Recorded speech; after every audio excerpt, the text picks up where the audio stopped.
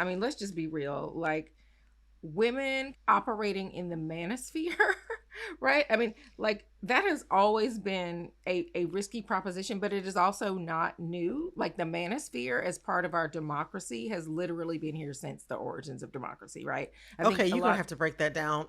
Here you go. Hello, hello. I'm Brittany Luce, and you're listening to It's Been a Minute from NPR, a show about what's going on in culture and why it doesn't happen by accident. Last week, in my interview with the I've Had It and iHip News co-hosts Jennifer Welch and Angie Pump Sullivan, I wanted to know their thoughts on the wave of young women leaving the new right. They were skeptical of whether or not these women, likely white women, would distance themselves enough from the movement to make a large political swing. And to me, that spoke to a larger question about what these women were even looking for in the new right. And now that some may be defecting, where do they see their place in this volatile political spectrum now? To help unpack this, I called up editor-at-large of the 19th and NABJ president, Erin Haynes. Erin and I got to the root of what some of these women may have been searching for, and how the desire for a particular kind of comfort and community can lead people down troubling paths. Erin, welcome to It's Been a Minute. It has been a minute. Thanks for having me back. Good to be with you. It's so good to have you back. It's so good to have you back. Okay, we got something to get into today. We have do. something to get into today. This conversation was conceived after reading an article by Sam Adler Bell in New York Magazine, or for The Intelligencer for New York Magazine, called The Young Women Leaving the New Right. So before we really dig into it, I guess my first question is this. What's the difference between the old right and the new right in your view? I mean, let's just be real. Like, women kind of operating in the manosphere, right? I mean, like, that has always been a risky proposition, but it is also not new. Like, the manosphere as part of our democracy has literally been here since the origins of democracy, right? I think Okay, a you're lot. gonna have to break that down. You're gonna have to break that Here you down a go, little bit. right? But I mean, literally, women have been trying to kind of find their role in the democracy that was created for and by white men 250 years ago since the beginning. Abigail Adams, March of 1776, is pleading with her husband, remember the ladies. Hello, like, why? Because the manosphere was alive and well in 1776, even as we were crafting our founding ideals. So, I mean, that's kind of what I'm talking about when I say that it has been present since our democracy's origin. So I think that really, it's never not been part of our democracy. And the only question is kind of how women are functioning in it. And I think that was this new right, women leaving the new right article, which, by the way, it was definitely in the Slack channels, okay, at work. Like, I think a lot of us were circulating that article because I think it does say something kind of about who and where we are as a democracy, and especially around kind of the gender and politics and power of it all that we think about so much at the 19th. Okay, so you're talking about, it's interesting. You basically kind of collapse the distinction between an old right and a new right. But there is something, I think, to this very internet fueled manosphere that even feels distinct to me as what I saw on the internet 10 years ago, or even 5 or 6 years ago. I mean, things I feel like have kind of coalesced in this way that does feel like there is something kind of distinct, I guess, about the I got you. current sort of political right. Yeah. I got you. And I do think that kind of what you're getting at is this evolution from, the manosphere to maybe this kind of, fascinating, interesting curiosity of internet subculture to something that really is a lot more mainstream and that is really shaping how people are thinking about gender and power and authority And in this politics. country. Absolutely. Absolutely. So I think, the thing that was so interesting about this article is you see kind of young women leaving parts of the new right that feels like not just a reaction to politics, but like reacting to this kind of broader culture that has permeated a lot of things in our society that's really becoming a lot more explicit, right, about who it values and who it doesn't value. I think when a lot of people think about the right, they're thinking about not just, some of these kind of like alt-right or like neoconservative or manosphere figures that we have seen kind of infiltrate mainstream conservative politics. I think people are also thinking about conservatives of old. Like I'm thinking about somebody like maybe Phyllis Schlafly. Yeah, absolutely. Yeah, I'm one. So thinking about that in mind, I wonder where have women traditionally fit into the right in the past versus what their place may be in the right now. Yeah, I mean, so you bring up Phyllis Schlafly, conservative woman icon, really, for that Yeah. movement, who, basically was somebody who was a homemaker, proud of it, and was feeling like so much of politics, particularly, politics on the left, was ignoring homemakers as people who were valuable. I mean, Hmm. she's rising to power, kind of in the midst of the feminism and that movement, right? And so women leaving the home, moving into the workforce, pushing for gender equality, and on, right? And so there, she's stepping into this void where she's seeing a constituency that is feeling unseen and unheard in our democracy, and that's always a ripe opportunity, right, for somebody Hmm. to really create a movement that can catch on. And so that was the movement that caught on with a lot of women who identified with Shafley and um, felt unseen and unheard themselves, and she was giving them kind of a voice in those politics. I think fast forward to now, and you've got these young women like the woman who's speaking in this Intelligencer article, who drawn to kind of these voices that are pushing back against woke politics, that are kind of touching on some subjects that were supposed to be taboo or that they couldn't talk about. And so it's like, oh, well, Hmm. this feels less kind of stuffy or stodgy than some of what I'm seeing on the left, especially, on the left with Mm. as it pertains to white folks on the left, right? Like the things that they're not allowed to say, or they're not allowed to talk about. Well, they're talking about it over here. I'm open to that. I want to talk about that, which was fine until the misogyny jumped out. Aha, aha, aha. Yeah, I actually I want to touch on that a little bit. I mean, in an interview with Michelle Martin, NPR's Michelle Martin, Yes. Sam Adler-Bell said the moment that sort of inspired this piece was Tucker Carlson's interview with Nick Fuentes, who is a some might say far right influencer. The interview sparked a lot of internal conversations on the right. There were some concerns about racism. There were Yeah. concerns about anti-Semitism. But according to the women in those spaces, there wasn't really that much being said about sexism or misogyny. Right. And that moment sort of encapsulated, I think, for a lot of women, that sexism is foundational to this new right. According to Sam Adler-Bell's piece, part of the reason why some of these women joined this movement is because they believed in a sort of, like, I guess, old school conservatism, Yeah. kind of as we've been talking about a little bit. The idea of, like, the wife, the mother at home, the sort of trad wife ideals. Never mind that a lot of the people that are selling this trad wife fantasy, as it were, are very often profiting off of it or I was gaining about to power say, from it. I'm thinking about someone trad like, wifing online is a full-time job, turns listen, out. I'm thinking whether it's Hannah Nealman, Ballerina Farm, Nara Smith, the influencer Nara Smith, who's always making like toothpaste and chewing gum from scratch, or even whether it's No, someone like thank you. Phyllis Schlafly herself. There Yes, is kind of this absolutely. tradition of, the idea of someone being this traditional wife while also being really shrewd at business and making Yes. mint off of this stuff.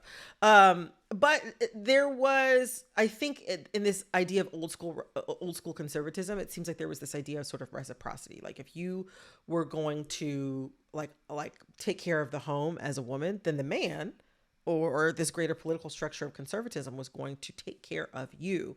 Um, but new conservatism doesn't really honor that at all. And in fact, at least according to the way that, like, a lot of the opinions and views that these people share, it kind of entirely dumps the domestic labor onto women, and Yeah. also, while also dismissing what a lot of these women describe as, like, their feelings, their ideas, their thoughts. Yes. I don't know, what do you sort of make of this, like, mask off moment that these women are experiencing? That's a good way to put it. Mask off, because yeah, I mean, I think the break is coming because you have a lot of these women kind of seeing, oh wait, they just want my output. They don't care about my input, which I don't know that they always felt that way about kind of how this dynamic worked, and that they thought, that they saw themselves as also having value and bringing value, right, to this particular type of politics, particularly in terms of the gender dynamic and their contributions in the home, they see as very important. You talk about, the sexism being really foundational. I mean, what this piece that Sam Adler Bell wrote, what I really thought was interesting in that too was just kind of this idea that when sexism kind of enters the conversation, there's nobody to stand up, man or woman, that is speaking up, that is pushing back against that. And so, what this article is saying was that for some of them, at least, sexism was kind of a small price to pay for the price of entry into this world, which, the existence of sexism, right, until they are kind of forced to confront that personally in some way, or, they are now finding themselves in spaces where, sexism is present, and then looking around and there are, you are not in community, in fact, when those moments are happening. And so then where does that leave you in this movement? I think that's really where, a lot of these women are now finding themselves. I would also say, I don't know if you saw, there's kind of been some conversation about Maha really being at odds right now with this administration and supporting this administration. RFK brought so many of them in, but now RFK Jr. RFK Jr. Correct. I mean, yes, obviously, yes. But I mean, them also feeling like, hey, hang on, this is not necessarily what I signed up for. And so, this is not really abstract for these women anymore. I think it's showing up in very real ways, like how safe they feel, how they're kind of navigating relationships, how they're thinking about their future, and obviously like how, like you've got this political ecosystem that is literally reshaping how people are thinking about gender and power, that is having direct implications for their own personal experiences with democracy. Yeah, I mean, there is so much about this political moment that is really highlighting and laying bare some of the, it feels like a simultaneous examination of the macro and the micro level sexism and misogyny that all women are having to deal with. Like I said, that's something that's happening across the political spectrum. It's happening in the personal, and it's happening in the public sphere. It's happening in politics. It's all kind of coming up for a lot of women right now. So it feels like, as you mentioned, if for some of these women, sexism was a small price to pay to kind of be a part of the club, I imagine that'll hit pretty hard right now. I would imagine it's hitting pretty hard too. But I mean, listen, the reality is that gender has always been political and politics is always personal. So you combine all of that and here you are, right? Like so much of politics for all of us is informed by our lived experience, our lived identities, and what that means for how we are able to participate and the extent to which we are able to participate fully in this democracy. I want to kind of point out some irony here, and I think you've already kind of touched on this. The women that Adler Bell spoke to, they were also people in this space, in this conservative space, that had espoused kind of regressive or even sexist views around women themselves, even though they were women. And I also want to make clear that one of the women Adler Bell spoke to, Anna, requested anonymity for fear of retaliation from their base. But Adler Bell did name some women who left publicly, like former Tradwife influencer Alice Lonnie and Ashley St. Clair, former Turning Point USA brand ambassador who had a child with Elon Musk and is now fighting Musk for custody. According to Adler Bell, St. Clair is now an advocate for women facing online abuse. Their engagement with some of these more fringe spaces was inspired by their own feelings of isolation, like you mentioned, kind of surrounding like the woke left, and like woke scolding, quote unquote, yeah, what a lot of people describe as cancel culture, or like language policing. A lot of people were sick of that on the left, for whatever that is worth. Sure. And so as we also talked about, like, they found this desire for, this more traditional view of how people should live, like more traditional conservative values that they felt were important to them. But I don't know, they also kind of described feeling that progressive values were taking away from our culture. I mean, and to be clear, I'll say that, like, they're turned away from the right. I can't even say that this has turned them into centrists. I'm not saying that these women are packing up their bags and crossing the aisle and going all the way to the left. Yeah. But I will say, like, it seems like, I don't know, it seems like their treatment in this space as, like, partners, as mothers, as helpmates, whatever, or even public figures, right? Even people who have been kind of pretty prominent voices on the right. It's kind of isolated them from something that they thought would protect them. Like, they really felt like this structure was kind of built to protect them, which I find kind of to be an interesting assumption when you consider a lot of conservative values that have been shared for decades in this country. Have included views that many, many women have found to be sexist or at least restrictive or regressive in terms of how they treat women. A lot of women have taken an issue with this for a long time. I find it interesting that even some of these younger women that ostensibly have had the benefit of kind of learning from the past or considering the past, there's still this kind of attitude of them being kind of caught off guard, I guess. Yeah, I mean, I don't know. I feel like that is maybe an awareness and awakening that comes with each new generation of certainly a lot of white women in America. That is what I would say. I mean, look, we are named for an amendment to the Constitution that was about guaranteeing the right to vote for some, but not all women. I was going to say, not from my kind. Specifically white Yeah. women, right? Who through indigenous women who were not even recognized as citizens in 1920 at the passage of the 19th Amendment, Latinas, Asian women who were, blocked from access to the ballot because of, language barriers and all kinds of other things. So what does it mean to consistently choose your race over your gender repeatedly in this democracy? Like, this is the latest iteration of that we are now maybe seeing somewhat of a departure from right now, right? But this is not new. This is not a new phenomenon in American politics. It's certainly not a new phenomenon for a lot of white women in this country, that the thought that aligning themselves with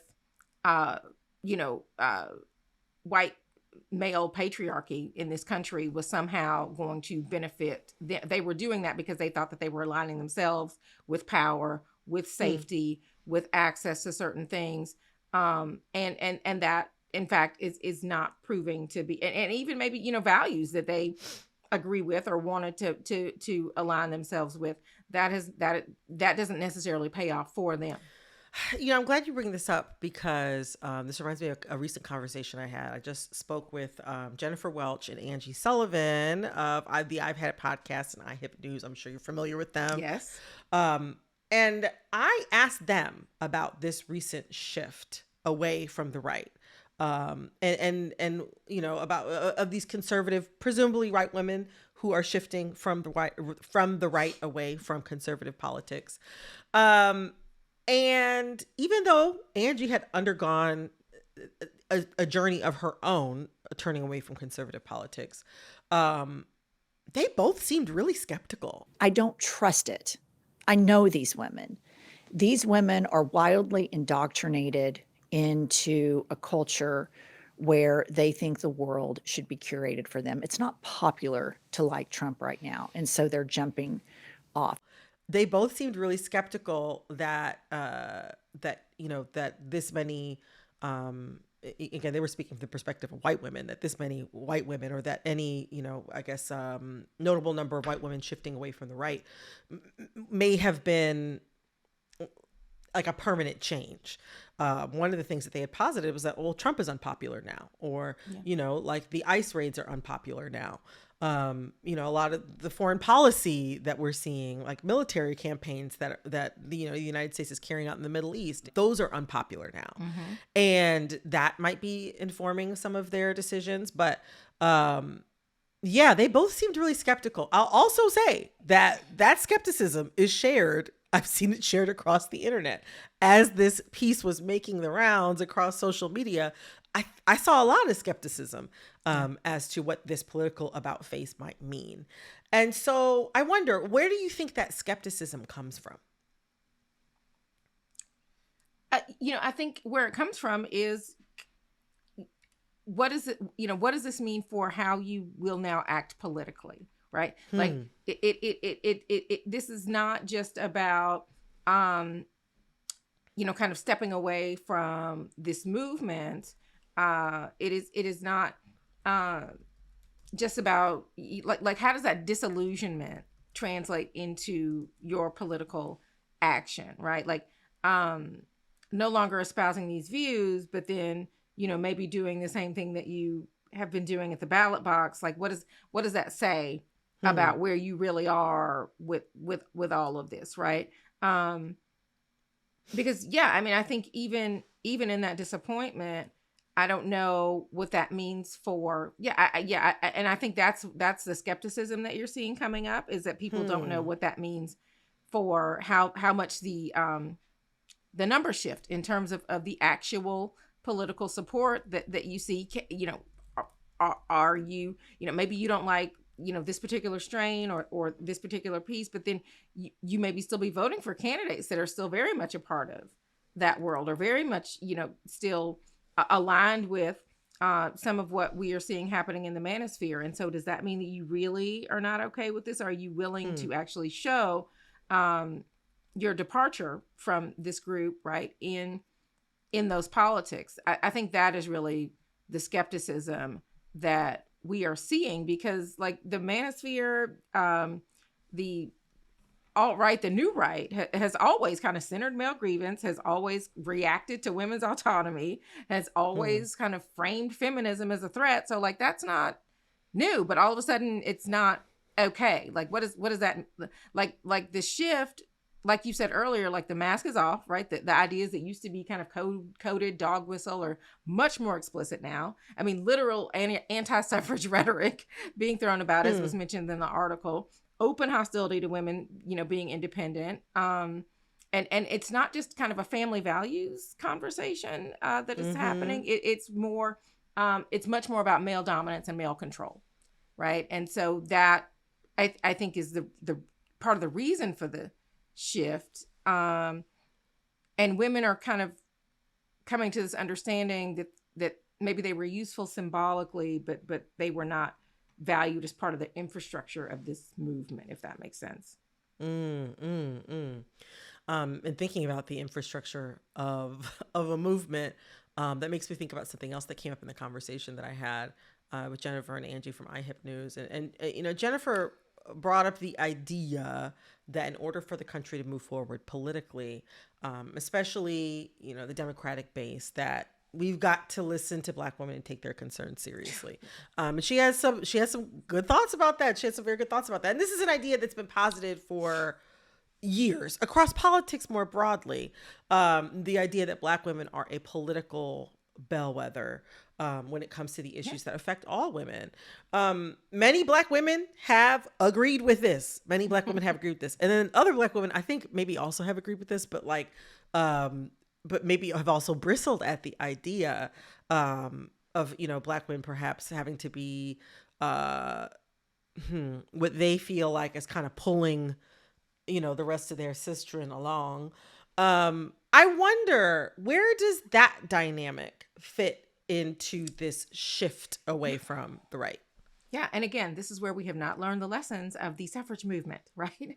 When Black women were take it back. Okay. Take it back. Standing shoulder to shoulder with white women, pushing for suffrage, pushing for women's equal access to the ballot box. And what happens when it looks like white women can finally get across that finish line in 1920? Oh, but you can't bring Black women with you. Oh, well, we're going to throw you over the side and do what we have to do. Like that, like even today, the listen to Black women, believe Black women mantra is back.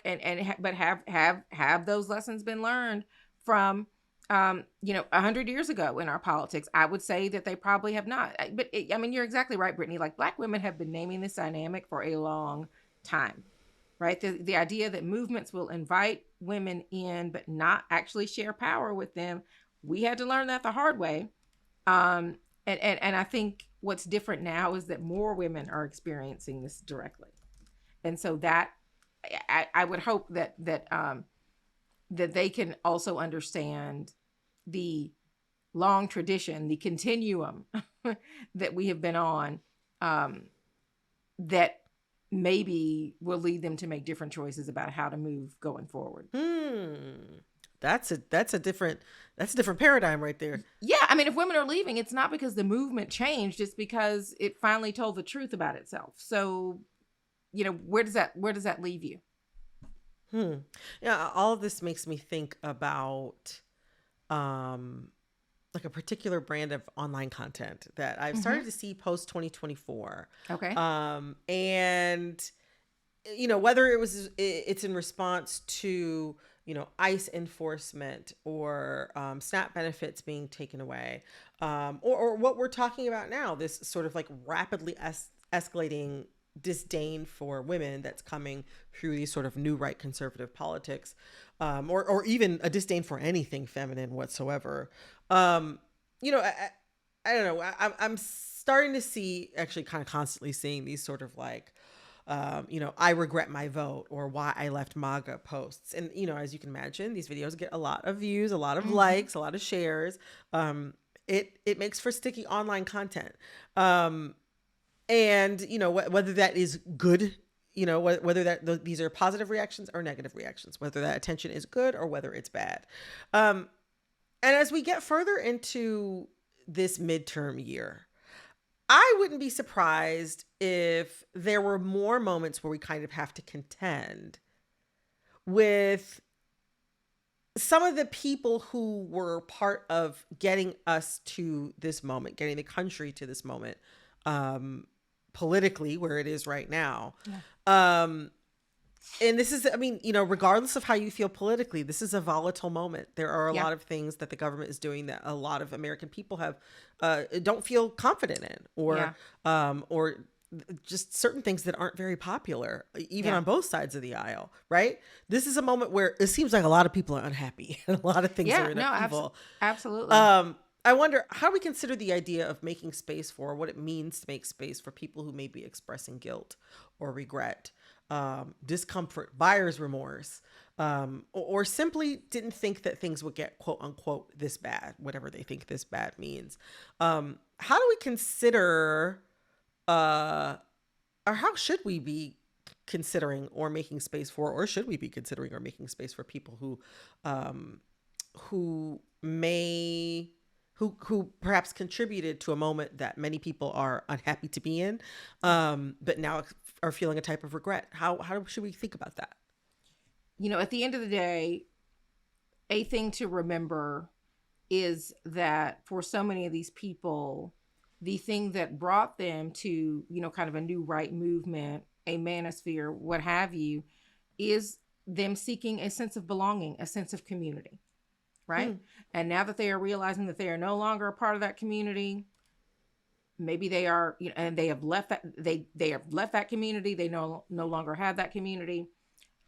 Where are they going to find community? I mean, look, the adage that there is strength in numbers has always been true. And as more and more of these women are turning away from this movement, what will it look like? Because I think we can also expect this, given history, when this movement turns on them. Right? We've already seen, look at what happens after Minneapolis, for example, with, as you have more progressive white women who are increasingly getting off the sidelines, maybe showing up at protests, that kind of thing. All of a sudden we have a new acronym, AWFULs, right? Please. The affluent white female urban liberal, right? It's like, hey, you are a white woman that is not on our team. Whatever you interpret that to mean, right? You need to stick with us and not be aligned with this, these woke folks that are causing problems all across the country. Like, you can already see that gender is something that, well, I mean, continues to be weaponized against women in our politics. And so what does that mean for these women that are stepping back from this and saying, whoa, maybe I'm not okay with all of this, or I'm realizing maybe that these politics are problematic, not just for me personally, but maybe more broadly. But now I need new community somewhere else. Like, it's going to be really interesting to see if they are able to find community, if they are able to create community of their own somewhere else. What does that mean? Because now that they are I mean, they were never, really protected by this movement, but what does it mean to really be kind of out in the wilderness, so to speak, for a lot of them? I mean, you're talking about not just stepping away from a movement, maybe even you have family members, maybe your closest friends are a part of this, and now you're not a part of it anymore. So what is it that you are going to be a part of? And what are you able to be a part of? That's such an interesting reframe of that really what a lot of people are looking for is community. And I think that's how we got them. I mean, look, we're talking about the loneliness epidemic with these men in America. What does it mean for women to be seeking community? Women also experience, we've discussed on this show, women experience rates of loneliness that are very similar to the rates of loneliness that we see among men. Women are experiencing loneliness too. Yeah. And so I'm not, I am saying that may also be part of this for them. And so where do they find community after this? Because this was clearly a space where they did find community. Erin, you have just blown my mind today. I am so glad we had this conversation. Okay. I really appreciate it. Thank you so much. Listen, thank you so much. It's always good to be with you. Thank you. That was Editor-at-Large of the 19th and NABJ President, Erin Haynes. And to all of you watching, thank you so much for hanging out with us. Be sure to come back to this feed every Tuesday for a fresh video episode. You can watch these episodes exclusively on Spotify, YouTube, and the NPR app.